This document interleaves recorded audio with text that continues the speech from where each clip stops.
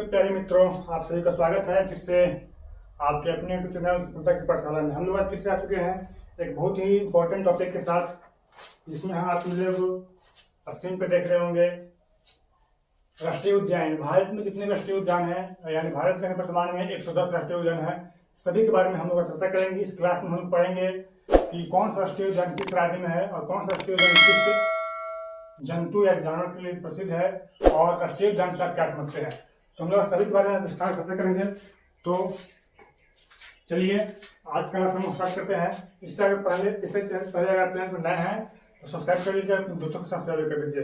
चलिए आज का क्लास हम लोग स्टार्ट करते हैं। जो हाँ, यहाँ से क्वेश्चन सारे एग्जाम में SSC, UPSC, BPSC, SSC, GD, railway, SSC, CGL, सारे एग्जाम के लिए बहुत इंपॉर्टेंट होने वाला है। तो चलिए आज क्लास हम स्टार्ट करते हैं। सबसे पहले हमें राष्ट्रीय उद्यान क्या है, राष्ट्रीय उद्यान से हम लोग समझते क्या है, राष्ट्रीय उद्यान किसे कहते हैं, राष्ट्रीय उद्यान से आप क्या समझते हैं। कहते हैं राष्ट्रीय उद्यान सरकार द्वारा संरक्षित एक ऐसा प्राकृतिक क्षेत्र होता है जिसमें वन्य जीवों और वनस्पतियों का संरक्षण किया जाता है।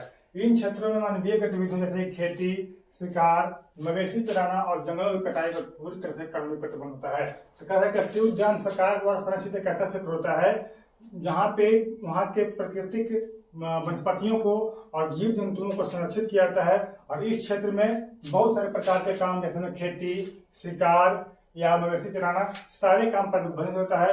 किस प्रकार के क्षेत्र को हम लोग बोलते हैं राष्ट्रीय उद्यान।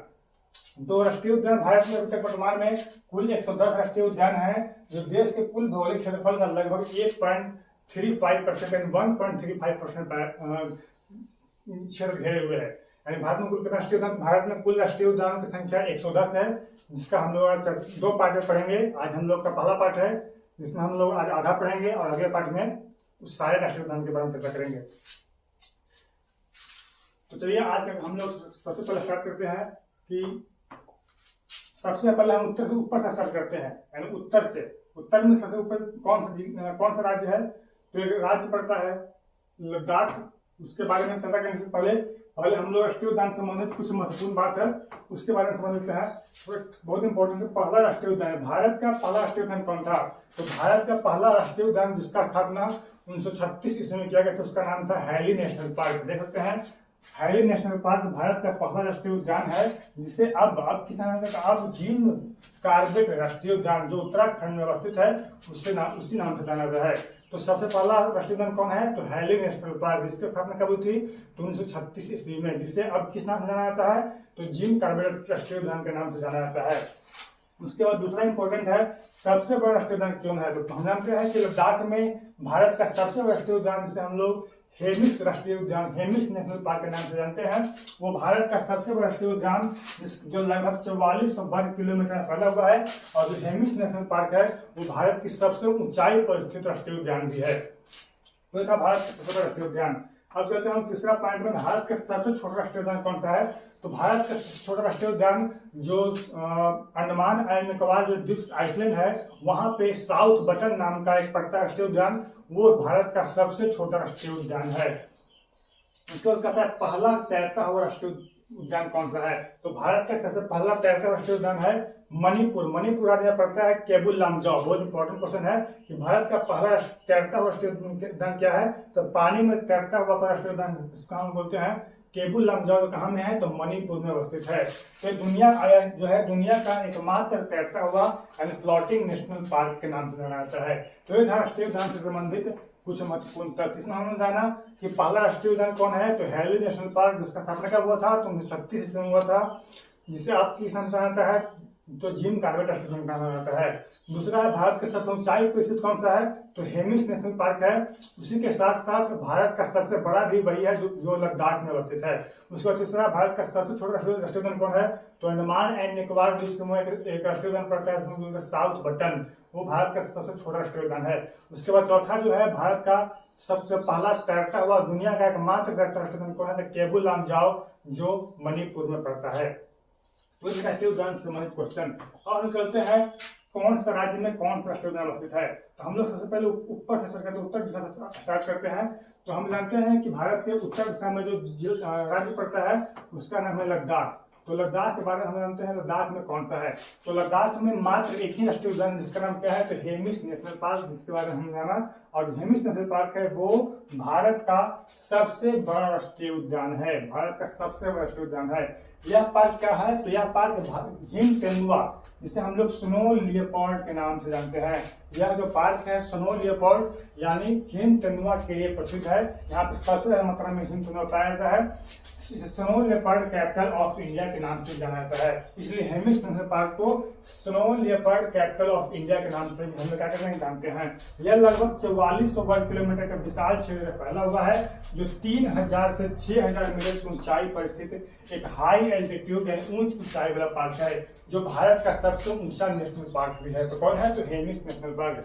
इस राष्ट्रीय उद्यान का नाम इसके भीतर स्थित, यहाँ पे इसका नामकरण क्यों किया गया, इस राष्ट्रीय उद्यान का नाम इसके भीतर स्थित प्रसिद्ध और ऐतिहासिक हेमिस मठ, इसके भीतर एक मठ स्थित है जिसका नाम है हेमिस मठ, उसी के नाम पर किया गया है। हिम तेंदुए के अलावा यहाँ भरल, जिसे हम लोग ब्लू सीप, तिब्बती भेड़िया, विदेशी ब्राउन बियर और सापू लद्दाखी कुरियल जैसे दुर्लभ जीव पाए जाते हैं। तो ये थे जो लद्दाख में है। तो लद्दाख में कौन सा नेशनल पार्क है, तो लद्दाख में एकमात्र नेशनल पार्क जिसे हम बोलते हैं हेमिस नेशनल पार्क, जो भारत का तथा भारत का सबसे ऊंचा तथा भारत का सबसे बड़ा राष्ट्रीय उद्यान है। अब चलते हम लोग अगले स्टेट की ओर, अगले राज्य की ओर। भारत का दूसरा राज्य कौन है, तो लद्दाख के बाद यहाँ आप देख सकते हैं हेमिस नेशनल पार्क, यहाँ पर देख सकते हैं यही है हिम तेंदुआ यानी स्नो लियोपार्ड जो बर्फ में रहता है, हेमिस नेशनल पार्क। अब दूसरा राज्य पड़ता है वहां पे, उसका नाम है जम्मू एंड कश्मीर।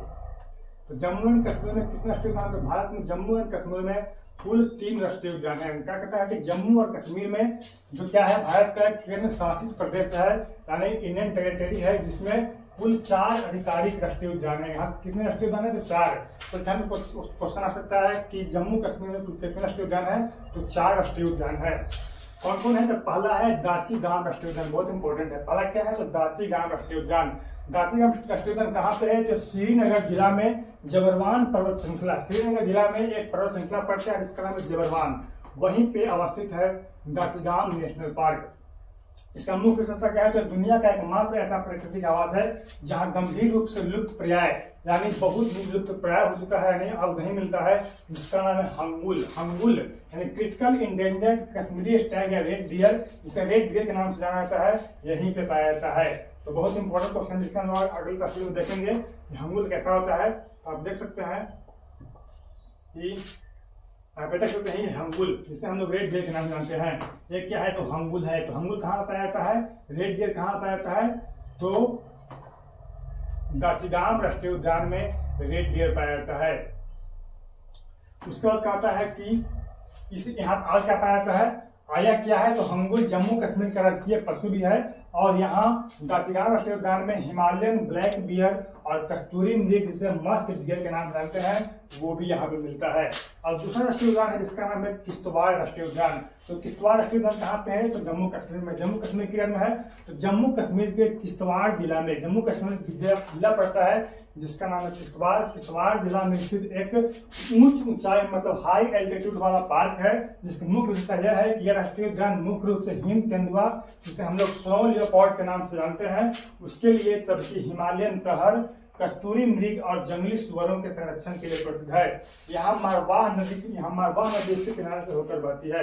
दूसरा क्या है, तो दूसरा है किश्तवाड़ राष्ट्रीय उद्यान, जहाँ पे क्या पाया जाता है, तो हिम तेंदुआ और कस्तूरी मृग और जंगली सुअर यहाँ पे पाए जाते हैं और यहाँ से मारवाह नदी होकर बहती है। अब तीसरा काजीनाग राष्ट्रीय उद्यान, यह बारामूला जिला, काजीनाग कहाँ है, तो जम्मू कश्मीर में जिला पड़ता है जिसका नाम है बारामूला जिला। बारामूला जिला में भारत पाकिस्तान नियंत्रण रेखा बोलते हैं एलओसी लाइन ऑफ कंट्रोल, उसका नाम जानते हैं के करीब स्थित है। जिसकी मुख्यता क्या है, तो राष्ट्रीय उद्यान विशेष रूप से दुर्लभ मारखोर एक जानवर, इसका मारखोर क्या है, तो घुमावदार सींगों वाली जंगली बकरी यहाँ पे पाया जाता है। तो मारखोर कहाँ पाया जाता है, तो काजीनाग राष्ट्रीय उद्यान में पाया जाता है। तो एक 3 थे। उसके बाद हम लोग अगले स्लाइड पे चलते हैं। अगले स्लाइड पर देख सकते हैं यही है, एक क्या है, तो यह है हंगुल जो कहाँ पाया जाता है, तो दाची गांव राष्ट्रीय उद्यान में पाया जाता है। दूसरा है स्नो लियोपार्ड जिसे हम लोग हिम तेंदुआ के नाम जानते हैं और तीसरा देख रहे हैं यही है मारखोर जो घुमावदार सिंग वाला बकरी, इसका जो सिंग है वो घुमावदार है, वो कहाँ पाया जाता है? कांची नाग नेशनल पार्क पाया जाता है। उसके बाद चौथा नेशनल पार्क कौन सा है? चौथा नेशनल पार्क है जिसे हम लोग जानते हैं सलीम अली राष्ट्रीय उद्यान। तो सलीम अली राष्ट्रीय उद्यान कहाँ है? श्रीनगर जिला के भीतर स्थित है और इसे हम लोग सिटी फॉरेस्ट नेशनल पार्क के नाम से जानते हैं।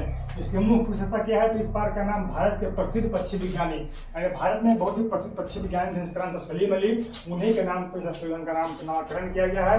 यह डल झील के जलग्रहण क्षेत्र के पास स्थित होने के कारण विभिन्न प्रकार के प्रवासी और स्थानीय पक्षियों का प्रमुख गंतव्य है।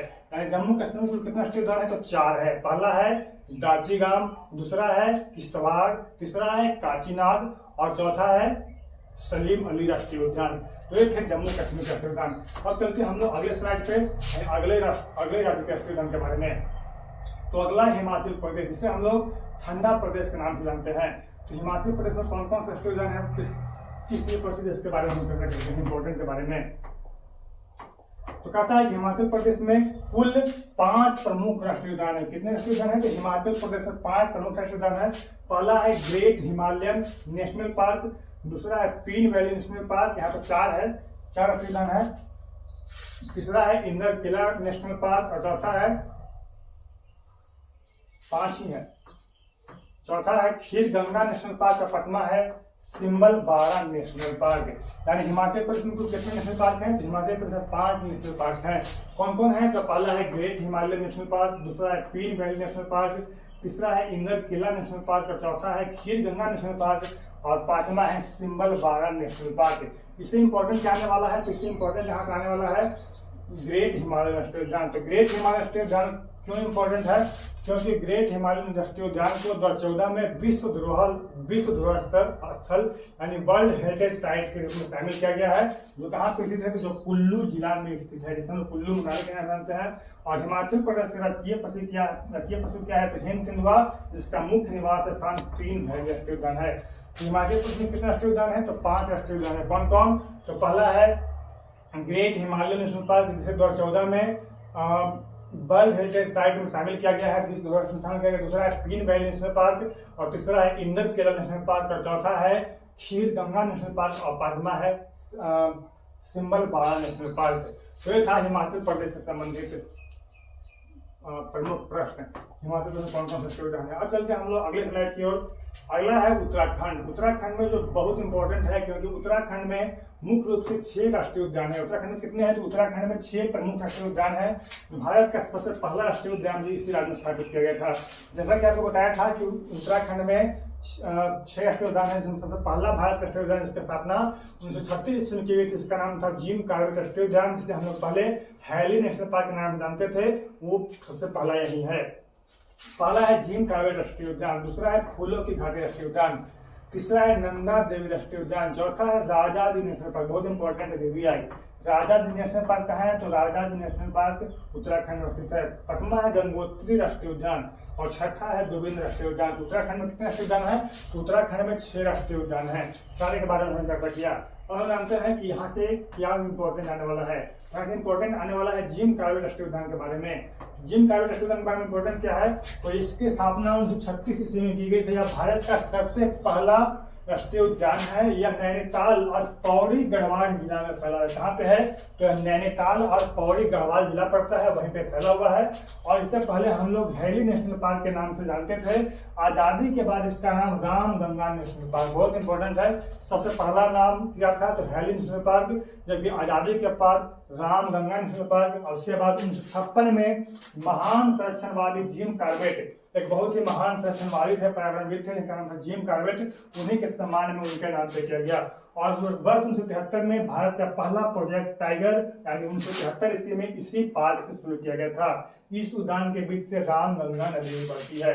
तो ये थे उत्तराखंड संबंध। उत्तराखंड में कितने नेशनल पार्क है? तो उत्तराखंड में 6 नेशनल पार्क है। कौन कौन? तो पहला जिम कॉर्बेट राष्ट्रीय उद्यान, दूसरा फूलों की घाटी राष्ट्रीय उद्यान, तीसरा है नंदा देवी राष्ट्रीय उद्यान, चौथा है राजाजी नेशनल पार्क, 5वां है गंगोत्री राष्ट्रीय उद्यान और छठा है गोविंद राष्ट्रीय उद्यान। जिसमें इंपॉर्टेंट क्या है? जिसमें इंपॉर्टेंट है जिम कॉर्बेट राष्ट्रीय उद्यान, जिसके स्थापना 1936 में की गई थी। जिसे हम लोग पहले हैली नेशनल पार्क के नाम से जानते थे, लेकिन आजादी के बाद इसे रामगंगा नेशनल पार्क के नाम से जाना गया। लेकिन 56 ईस्वी में एक महान सचिव थे जिनका नाम था जिम कार्बेट, उन्हीं के नाम पे किया गया। और भारत का सबसे पहला जो टाइगर रिजर्व है यहीं पे 1973 से चला गया था। तो ये था उत्तराखंड से संबंधित जानकारियां, उत्तराखंड राष्ट्रीय उद्यान से संबंधित जानकारियां। अब हम चलते हैं अगले नेशनल पार्क की ओर, अगला राज्य की ओर, जिसका नाम हरियाणा। तो हरियाणा में कितने नेशनल पार्क है?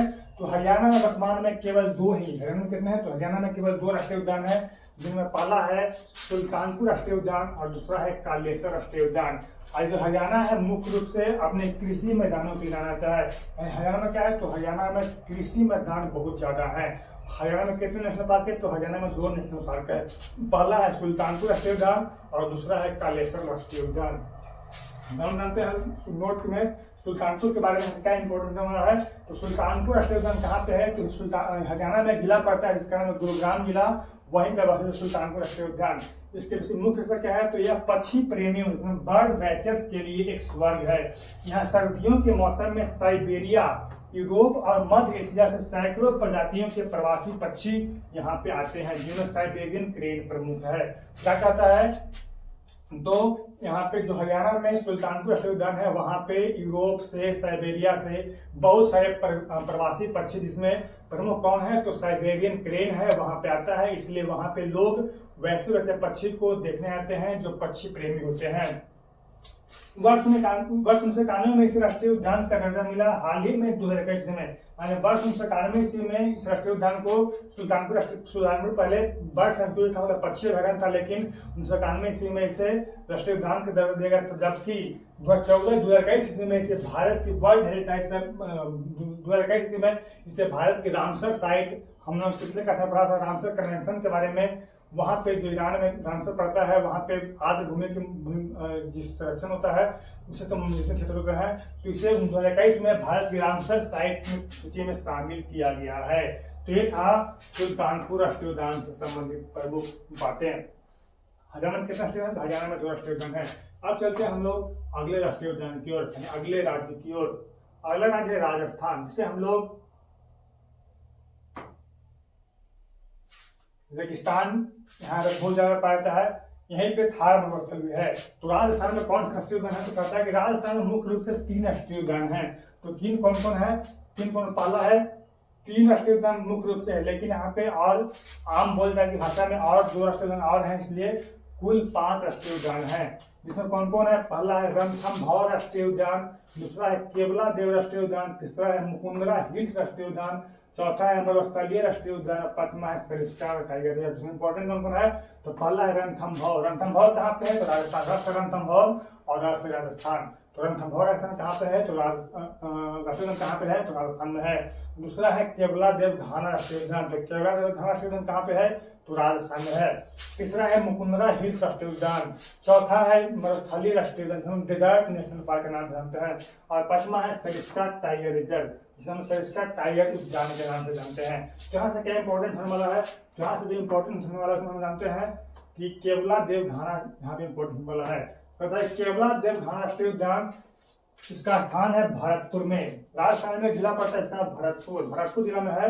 इसका मुख्य हिस्सा है कि इसे पहले भरतपुर पक्षी अभयारण्य के नाम से जाना जाता था। यानी केवला देव राष्ट्रीय उद्यान है, उससे पहले भरतपुर पक्षी अभयारण्य के नाम से जाना जाता था।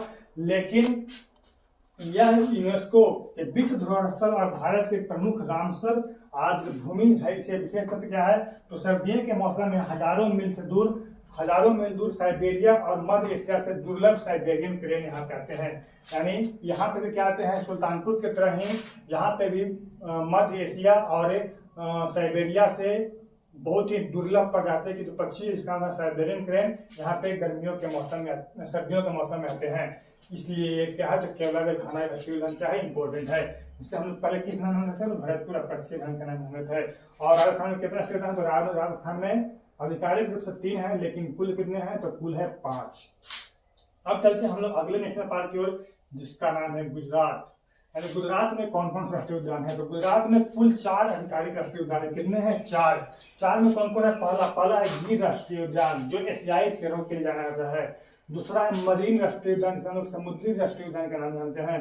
तीसरा है ब्लैक बक, बहुत इंपॉर्टेंट, ब्लैक बक राष्ट्रीय उद्यान कहाँ है, तो ब्लैक बक राष्ट्रीय उद्यान कहाँ पे है, तो गुजरात में है। चौथा है बांसदा राष्ट्रीय उद्यान, यानी बांसदा राष्ट्रीय उद्यान कहाँ पे है, तो गुजरात में है। तो यहाँ से क्या इंपॉर्टेंट होगा, तो यहाँ से इंपॉर्टेंट होने वाला है गिर राष्ट्रीय उद्यान। तो गिर राष्ट्रीय उद्यान कहाँ पे है, तो गिर राष्ट्रीय उद्यान गुजरात में अवस्थित है। जो कहाँ पे है, तो गुजरात में जिला पड़ता है जिसका नाम है जूनागढ़। जूनागढ़ में गिर सोमनाथ और अमरोली जिला में पाया जाता है। इसे 1965 में एक वन्य जीव अभयारण्य के अंदर स्थापित किया गया था और बाद में राष्ट्रीय उद्यान घोषित किया गया था। इसकी मुख्य विशेषता क्या है, इसकी मुख्य विशेषता यह है कि यह पूरे विश्व में एशियाई सिंह यानी एशियाटिक लायन का एकमात्र प्राकृतिक आवास है। तो एशियाई सिंह कहाँ पाए गए हैं, तो एशिया से पाया जाए गिर राष्ट्रीय उद्यान। गिर राष्ट्रीय उद्यान कहाँ में है, तो गिर राष्ट्रीय उद्यान है गुजरात में, यानी ग से गिर और ग से गुजरात। और यहाँ पे क्या पाए जाते हैं, तो यहाँ पे एशियाई सिंह के अलावा तेंदुए पाए जाते हैं, चीतल पाए जाते हैं, सांबर पाए जाते हैं और मगरमच्छ भी बड़ी संख्या में पाए जाते हैं। तो एक है गुजरात से संबंधित राष्ट्रीय उद्यान। इसी बीच हम लोग आज कुछ मोटिवेशन लाइन देख सकते हैं। कहता है कि हर सपने को अपनी सांस में रखो, हर सपने को अपनी सांस में रखो, हर मंजिल को अपनी बाहों में रखो, हर जीत आपकी है दोस्त, हर जीत आपकी है दोस्त, बस अपने लक्ष्य को अपने निगाहों में रखो। यानी हम लोग को अपने लक्ष्य को अपने निगाहों के सामने रखना है, इससे हम लोग अपने लक्ष्य को प्राप्त करने में सफल होंगे। अब चलते हैं हम लोग अगले राष्ट्रीय उद्यान की ओर, अगले राज्य की ओर, जिसमें हम लोग जान लेंगे अगला राज्य, जिसका नाम है उत्तर प्रदेश। यानी उत्तर प्रदेश में मात्र केवल एक ही राष्ट्रीय उद्यान है जिसका नाम है दुधवा राष्ट्रीय उद्यान। कहता है कि उत्तर प्रदेश में वर्तमान में केवल एक आधिकारिक राष्ट्रीय उद्यान है जिसका नाम दुधवा राष्ट्रीय उद्यान है। बहुत इंपॉर्टेंट है। दुधवा राष्ट्रीय उद्यान कहाँ पे है, तो दुधवा राष्ट्रीय उद्यान उत्तर प्रदेश में है।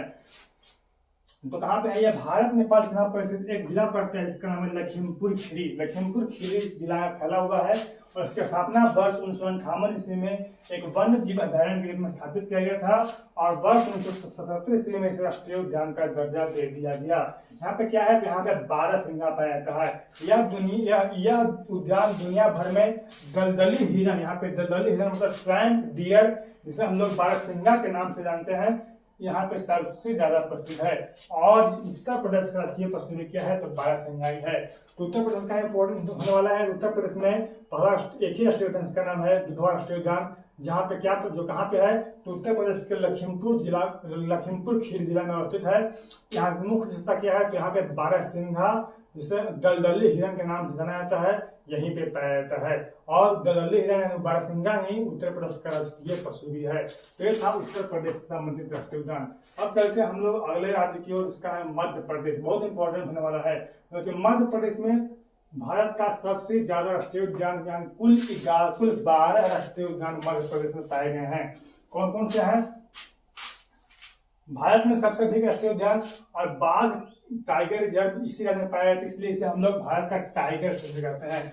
यानी भारत का टाइगर स्टेट किसे कहते हैं, तो भारत का टाइगर स्टेट मध्य प्रदेश को कहा जाता है। क्यों, क्योंकि भारत का सबसे ज्यादा टाइगर बाघ मध्य प्रदेश में पाए जाते हैं। यहाँ पे कुल 12 नेशनल पार्क, कौन कौन, तो पहला है कान्हा राष्ट्रीय, बहुत इंपॉर्टेंट वाला है।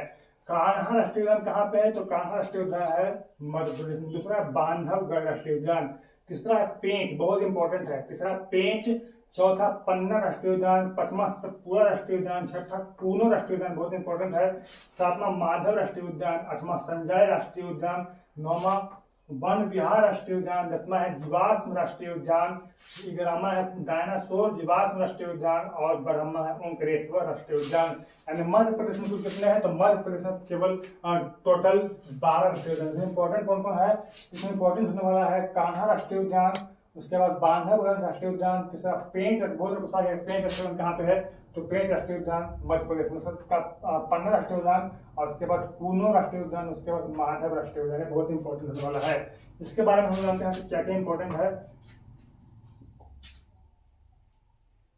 तो देख सकते हैं यहाँ पे, यहाँ का सबसे पहला है जिसमें बोलते हैं पेंच राष्ट्रीय उद्यान। पेंच राष्ट्रीय उद्यान क्या इंपॉर्टेंट है, तो यह सिवनी और छिंदवाड़ा जिला, इसकी सीमा महाराष्ट्र में लगती है। बहुत इंपॉर्टेंट है क्योंकि जो पेंच राष्ट्रीय उद्यान है उसकी सीमा मध्य प्रदेश तो है ही और उसके साथ साथ इसकी सीमा महाराष्ट्र से भी लगती है, इसलिए पेंच बहुत इंपॉर्टेंट है। यहाँ पे क्या है, तो इसे इंदिरा प्रियदर्शनी के नाम से जाना जाता है और यहाँ पे पेंच नदी गुजरती है और मुख्य रूप से यहाँ पे क्या क्या पाया जाता है, चीतल, सांबर और तेंदुआ यहाँ पे पाया जाता है। उसके बाद दूसरा है पन्ना राष्ट्रीय उद्यान। तो पन्ना राष्ट्रीय उद्यान क्यों इंपॉर्टेंट है, पन्ना राष्ट्रीय उद्यान पन्ना और छतरपुर जिला में अवस्थित है। मध्य प्रदेश में जिला पड़ता है पन्ना और छतरपुर वहीं पे अवस्थित है। इसका विस्तार क्या है, तो यूनेस्को बायोस्फीयर रिजर्व का हिस्सा है। यह जो है पन्ना राष्ट्रीय उद्यान यह यूनेस्को बायोस्फीयर रिजर्व का हिस्सा है। और इस पार्क के बीच से केन नदी बहती है। पेंच के बीच से पेंच नदी बहती है, जबकि पन्ना के बीच से कौन सी नदी बहती है, तो केन नदी बहती है, जहाँ घड़ियाल देखने को मिलते हैं। कई खूबसूरत झरने भी हैं यहाँ पे। केन में, यहाँ पे पन्ना में क्या है, तो पन्ना से केन नदी होकर बहती है, जहाँ पे घड़ियाल हमें देखने को मिलते हैं जो मगरमच्छ की आकार के होते हैं। अगला है कुनो राष्ट्रीय उद्यान।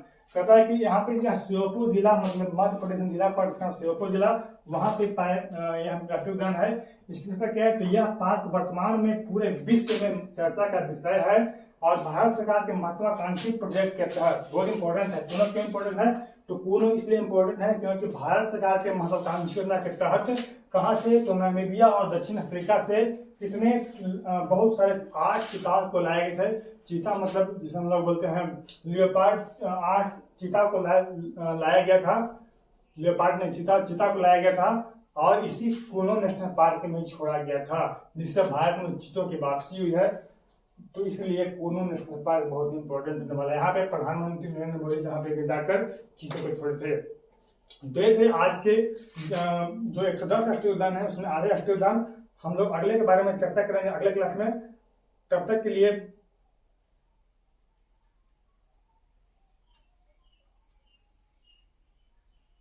तो आज की क्लास हम लोग एक मोटिवेशनल लाइन के साथ समाप्त करते हैं। ध्यान सुनिएगा, कोशिश कर हल निकलेगा। कोशिश कर हल निकलेगा, 4 पंक्तियां हैं। कोशिश कर हल निकलेगा, आज नहीं तो कल निकलेगा। अर्जुन के तीर सा सद, अर्जुन के तीर सा सद, मरुस्थल से भी जल निकलेगा। मेहनत कर पौधों को पानी दे, मेहनत कर पौधों को पानी दे, बंजर जमीन से भी फल निकलेगा। ताकत जुटा हिम्मत को आग दे, ताकत जुटा हिम्मत को आग दे, फौलाद का भी बल निकलेगा। जिंदा रख दिल में उम्मीदों को, जिंदा रख दिल में उम्मीदों को, गरल के समुद्र से भी गंगा जल निकलेगा। कोशिश जारी रख कुछ कर गुजरने की, कोशिश जारी रख कुछ कर गुजरने की, जो है आज थमा थमा सा चल निकलेगा, चल निकलेगा। तो आज की क्लास हम लोग इसी मोटिवेशनल के साथ करते हैं। हम लोगों को अपने जीवन में हमेशा कोशिश करते रहना है। तब तक के लिए धन्यवाद।